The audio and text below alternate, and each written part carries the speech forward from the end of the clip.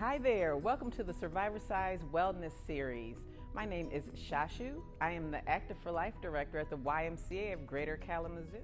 Today I'm going to show you some exercises that will help you with your endurance and your strength and balance. These exercises will help you with your activities of daily living, such as taking out the trash, sweeping, carrying boxes, carrying laundry, groceries, all of those things that we take for granted a lot of times. We don't realize that we need muscles for those activities. The first exercise that I'm going to show you is a simple squat. Squats help you get out of chairs, in and out of the car, and off the toilet. Very important, yeah. So I'm going to turn to the side so you can see my profile. When you set up for a squat, you want to make sure that your feet, and I'm going to turn back forward, your feet are shoulder or hip width apart. This is my base of support right here. So now I'm going to turn to the side so that you can see the profile of what a squat looks like. I'm going to hinge at the hips. It's a posterior going to the back, pelvic tilt. So we're going back this way as if we're going to sit down. We're not bending at the waist. We don't want to poor posture here. You see my back curve? We don't want that. So I'm going to stand up tall again. I'm in neutral spine, pulling my belly button all the way into my spine, and I'm going to sit back like I'm going to sit in a chair. And I like to tell my participants to do what I call as a weight distribution check. When you get to the bottom of your squat, can you wiggle your toes in your shoes? Can you lift your toes up in your shoes? That will let you know that your weight is distributed where it should be. By that, I mean here. So I try to get as best as I can a 90-degree angle from my hip to my knee to my ankle. We don't want to be here leaning forward. Not a good time on the knees, not a good time on the meniscus or the patellar tendons. And here's some more pelvic tilt for you. So when I come up, I tuck the pelvis back under, pulling my belly button into my spine, squeezing my glutes. Those of you that need assistance, you can grab a chair. Please use a chair that doesn't have wheels on it like mine. You can also use your kitchen sink. You can hold on to it here and pretend you're sitting back in a chair, couch, toilet, car, and back up, keeping that belly button pulled in. If that is too difficult for you still, one more option. We call them sit to stands. I'm gonna make sure my feet are as wide as the legs of the chair, and I'm gonna tap my butt on the chair. That's it. That's your squat. You should try to do at least 10. Try to do at least 10 squats. 10 squats gets you fatigued. Stand up, shake it out. If you feel like I can do more, do more. Do another set of 10. So we try to go for 2 sets of 10 or 2 sets of 12 to get you going and get you started. The second exercise I'm going to show you is called a reverse lunge. So I'm standing here in neutral spine, shoulders back and down. I'm going to set up for the lunge as such. I'm going to take this leg, my left leg, back here. I'm stepping back, reverse, and shoulders are back and down, abs are in, chin and chest lifted. I'm going to simply kneel. It's like kneeling, like you're kneeling down and coming back up. The back heel is off the floor. This ensures that when I go down into my lunge, you can see my hip is right over my knee is in alignment with my ankle, and I'm not catapulting myself forward. We don't want this. Again, not a good time for the meniscus or the patellar tendon. Bring it back here. You want to stack those joints up and back up. This is called a reverse lunge. You can come right back to your neutral position if you want to, or you can keep that foot back there and down, up, down, up. Again, I said 10 reps, 10 to 12 reps for the squat because we have both feet on the floor. This is a little bit more challenging. So if it's new to you, 8 to 10 reps and then switch sides. If you need something to hold on to, you can use a banister, you can use a stationary chair, you can use your kitchen counter or your sink. So the next exercise that I'm going to show you is for your back. There's some scapular retraction involved, which means you're going to pull the shoulder blades together. What I like to say, the analogy is if somebody dropped a piece of ice down the back of your shirt, you would instantly contract the shoulder blades together. This exercise is called a bent over row. I like to tell people to have a staggered stance because sometimes here you're not too sure about your balance. You might feel like you're going to teeter over and face plant. We don't want that. That's not a good time. So staggered stance or tandem stance, if you will, doesn't matter which foot you have in front, whatever is comfortable for you. And again, for this one, I would increase the reps unless it's been a while since you've exercised. Stay in that 8 to 10 range. Otherwise, try 10 to 12. But I'm going to start here, belly button pulled into the spine. Arms are extended this way. I'm going to drive my elbows back and I'm going to squeeze my shoulder blades together and release. Trying to make my elbows graze my rib cage.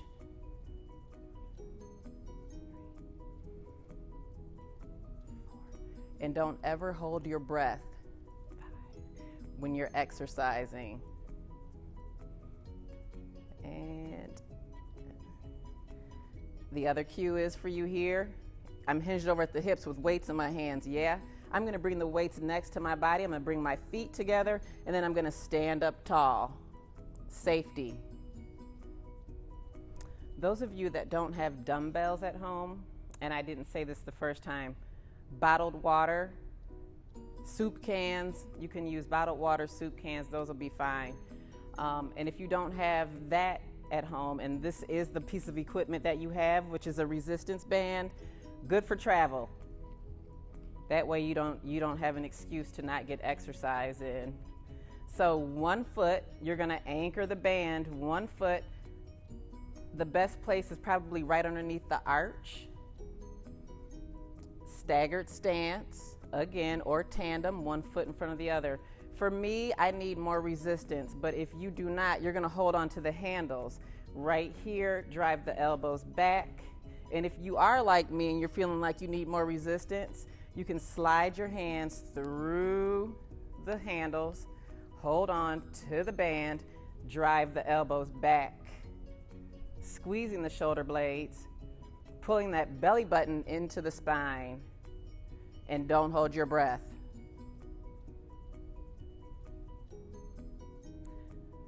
The next exercise I'm going to show you is a front press.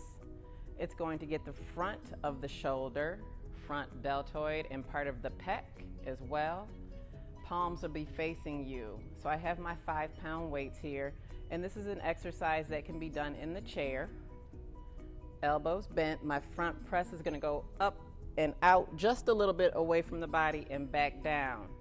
I like to innervate my back muscles here. So I will lift in the front here. When I drive my elbows back down, I squeeze my shoulder blades together.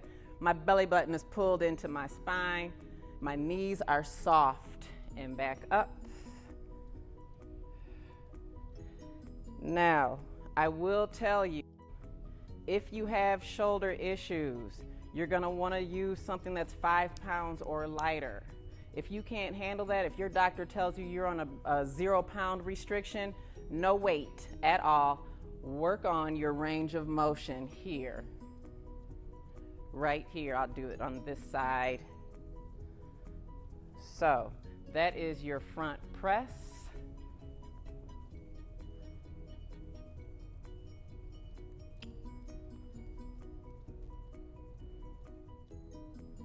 The next exercise I'm going to show you is a deltoid raise or shoulder raise. And we're going to take this out to the side. You'll hear someone say lateral. That's what they mean, out to the side. I'm going to show you a modified deltoid raise and a full arm deltoid raise. So again, if you have shoulder issues, then you're going to do your deltoid raise right here, almost like the goalpost. I always have to tell people, think about the football goalpost. It is up here. We're gonna bring it in here. Shoulders are protected this way and they're comfortable down here. So think of that. And then I'm gonna pick my weights back up and I'm gonna show you how this is actually going to work. I've got 5-pound weights here. I'm gonna simply Lift the elbow and bring it back down. Lift and bring it back down. This is a modified deltoid raise. The full arm, full extended is here. Anytime you extend the lever, right now the lever is the arm, that's what we're using. Anytime you extend the lever, it makes the exercise a little bit more challenging. If you have shoulder issues and you still want to work your shoulders, good, kudos to you. Put the weights down, do a deltoid raise without any weights, working on your range of motion. So again, and I'm going to show you from the side so you can see we're here. No need to take those elbows above shoulder level. It's not necessary. There's the modified. Here is the full.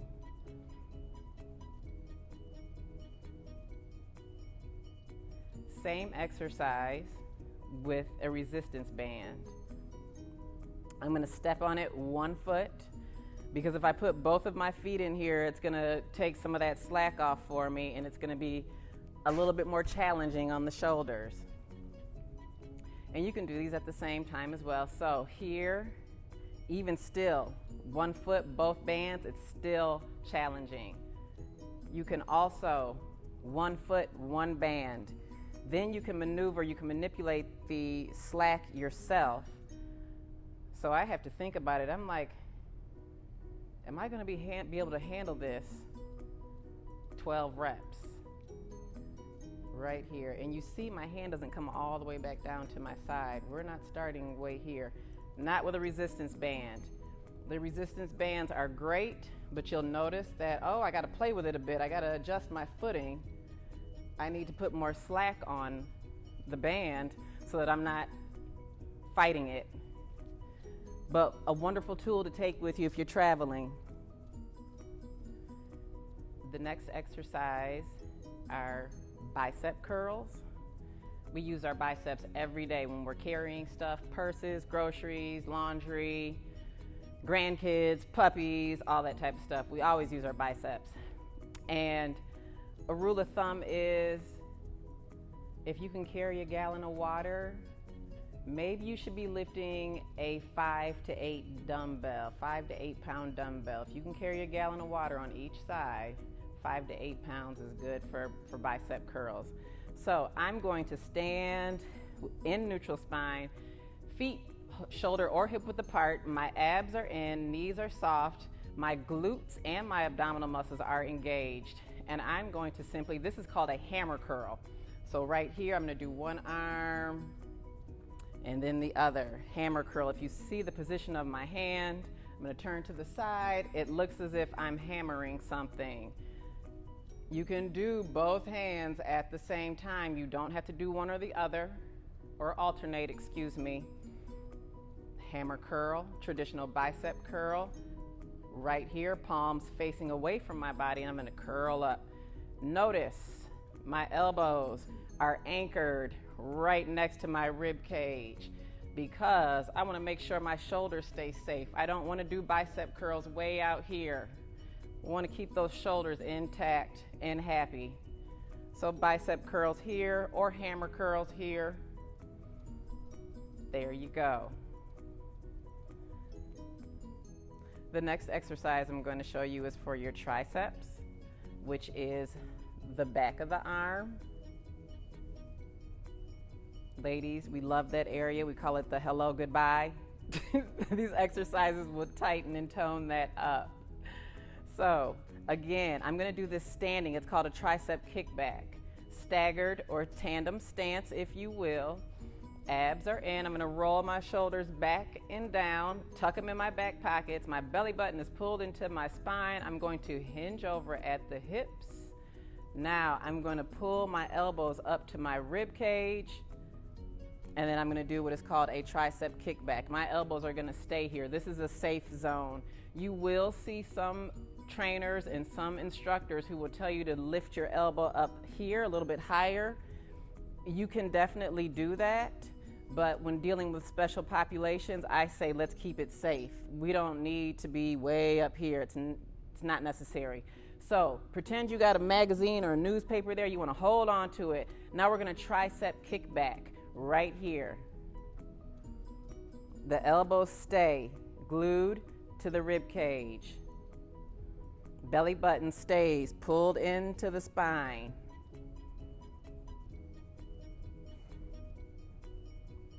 Now from here, I need to stand up, right? I got to be safe about it. So I'm going to bring my elbows, squeeze my rib cage, bring my elbows back where they should be. Feet together, hands down here, stand up. You keep the weights next to your body, as close to your body as you possibly can. You don't want to have any other injuries. So that is a tricep kickback. Those of you that are able to go overhead, I'm going to show you another tricep exercise.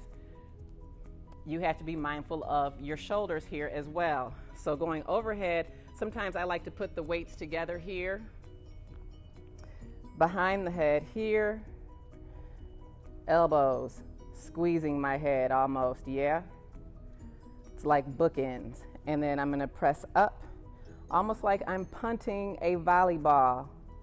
There is no shoulder involved in this. It's stationary, it's supportive. Right here, we don't want to be here. Not a good time for the shoulders. It does not feel good even demonstrating that. So here, we want to keep those shoulders intact. We don't need any rotator cuff issues. So that is your tricep exercise, either tricep kickback this way or standing overhead tricep extension. So I'm down here on the floor now. Knees are bent, my abs are in, I've got my belly button pulled into my spine, and I've got my pelvis tucked just a little bit so that my low back is engaged to the floor. I'm going to show you another chest exercise that you can do. So I showed you the front press standing. On the floor, you can do a chest press, and I'm going to show you two different positions. So if you have shoulder issues, you will be here in a neutral grip, palms facing each other as such. And I'm going to press straight up to the ceiling here, like I'm punching the ceiling.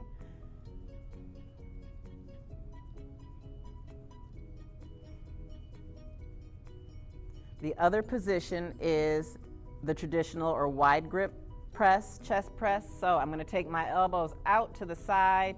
I'm still going to keep them in alignment with my shoulders, and I'm going to press up and back down. Up and back down. Still pulling my belly button into my spine, still pressing that low back into the floor. This is your chest press, the traditional wide grip.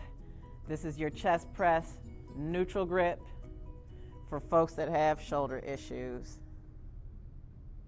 All right, this exercise that I'm going to show you is called a pelvic tilt. We're going to start with that. We'll do a couple of those, and then we're going to roll all the way up into a glute bridge. So a pelvic tilt, the movement is small. It's just the sacrum and probably the last two lumbar vertebrae and back down. So I'm scooping my sacrum up, anterior pelvic tilt, back down to neutral. I am squeezing my glutes, pulling that belly button into my spine and release. Now, like a string of pearls, I'm going to peel my spine all the way up off of this floor, pushing through the heels into my glute bridge and back down again. You do have to pull your belly button in for this. You still have to hold your belly button in up here as well. I know gravity is helping you, and you're probably like, why do I have to do it this way? Because you have to engage your core muscles. Your core is everything between your hips and your shoulders. It's not just the abdominals. And up.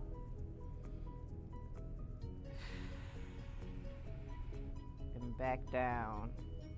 We'll talk about core shortly. This is an exercise that we do in our Live Strong and Survivorcise programs, is the glute bridge, the pelvic tilt into the glute bridge. There is no need to do these exercises fast. This particular one, you're going to want to do it a little slow. Bring some awareness to the center of your body and the control. This exercise we call Windshield Wipers. And you can put the arms fully extended out by your sides if you need to. What's going to happen is we're going to drop from side to side, both knees. We're crossing that plane, getting that cross section. This is good for your back as well, and bringing the knees back up using the abdominal muscles, not just the muscles in the front, but the ones on the sides, the obliques, and then to the other side. And as you can see, my knees are not touching the floor. It's not necessary. They don't have to. And pause, little pause, center that reset. Check in with your body. Did your low back come up off the floor like mine did, even though you came back center? So I have to readjust, pull my belly button in, tuck my pelvis just a little bit, that anterior pelvic tilt. And back to the other side, and up.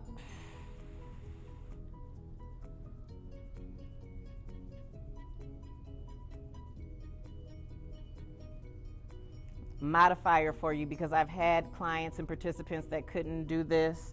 So what you can also do, big toes on the floor, heels off the ground. You can still, right here, modifier, or you can stack that foot. So bringing the feet together.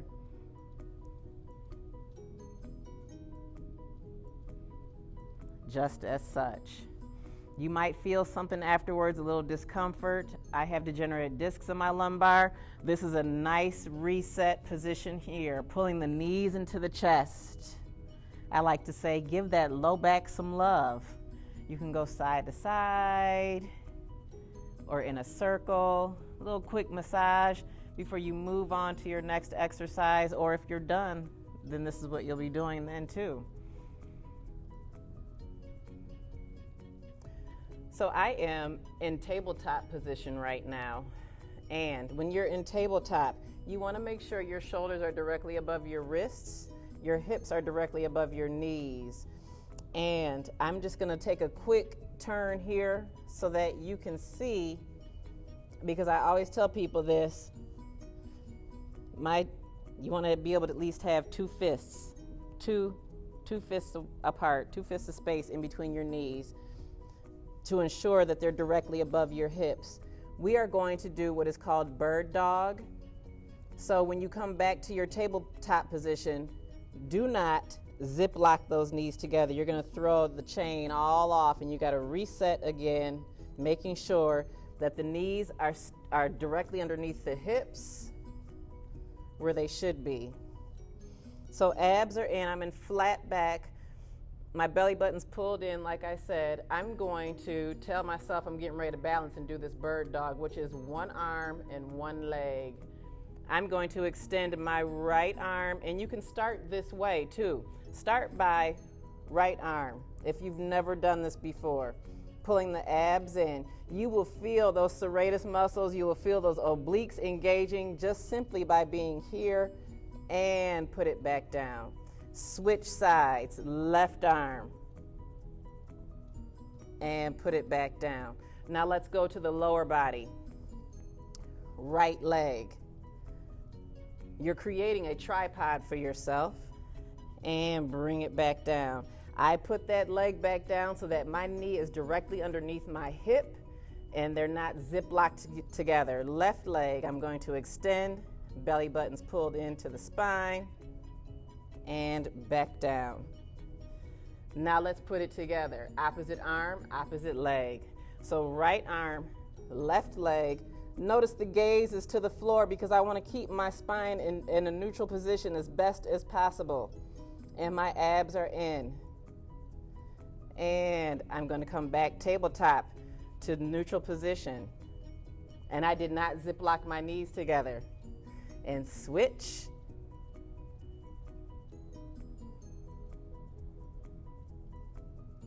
And back down. If you feel yourself doing this, it's okay. It is okay. Stop it. What you can do is put that hand down until you feel secure and lift it back up. Or put the leg down and then pick it back up. Switching sides.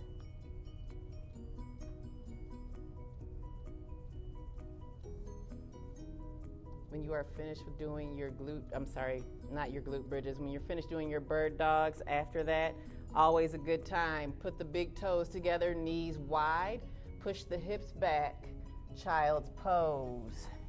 Right here. Stretching the spine out. We're cooling down.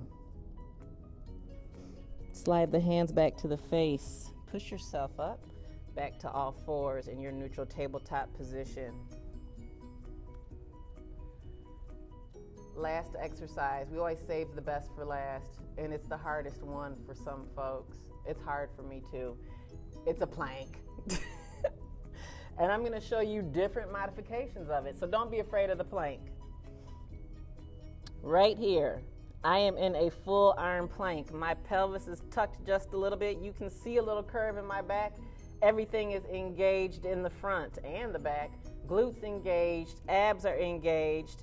Now, I am here. If you have wrist issues, but before I go into that, let me back up. Full plank, modifier here. You can drop one knee. Full plank, modifier 2. You can drop both knees. Please be mindful of the fact that I am not directly on top of my knees. This is directly on top of my knees. This is not. I'm putting some of the pressure. You should be able to kick your feet freely. Putting some of the pressure on the quadricep muscle. It can handle it. So this is your full arm modified plank here. If you have wrist issues, I'm going to go back into my full plank, and then I'm going to show you if you have wrist issues, we're going to come on down to a forearm plank. Noticing that the elbows are directly below the shoulders. The modifier again, drop one knee or drop both knees. That is your plank. Full arm and soft arm or forearm plank. Don't feel like you have to have your feet zip locked together. If you are new to planking, you can widen your base of support. If it's just a challenge for you, period. I tell women this all the time. Our center of gravity is different from men. It is okay to do a plank with your feet separated hip or shoulder width apart. We need a different base of support. When you feel comfortable enough to bring your plank in here and have those legs zip locked together, then do it. But until you get to that point, wider stance is totally acceptable. You're still working your core muscles. So, your core, this is where your balance is, everything between your shoulders and your hips. Your power source, your body's power, your strength is everything below. Your glutes, your quads, your hamstrings. So, that's why it's good to do a total body workout. And if you are going to do a total body workout every other day, you cannot exercise every single day the same muscle groups. They need time to rest. So every other day if you're doing total body. Cardio, you can do it every day. Please make sure that you are cleared with your doctor before doing any of these exercises at home.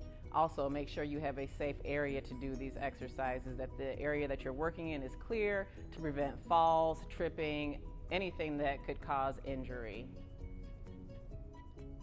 So thank you for joining me today and allowing me to invade your living rooms to exercise with you. If you would like more information on the Live Strong program, you can go to www.kzooymca.org. You can also talk to your providers at this wonderful West Michigan Cancer Center. They will direct you to the right place. Again, my name is Shashu. I'm the Active for Life Director at the YMCA of Greater Kalamazoo. Thank you.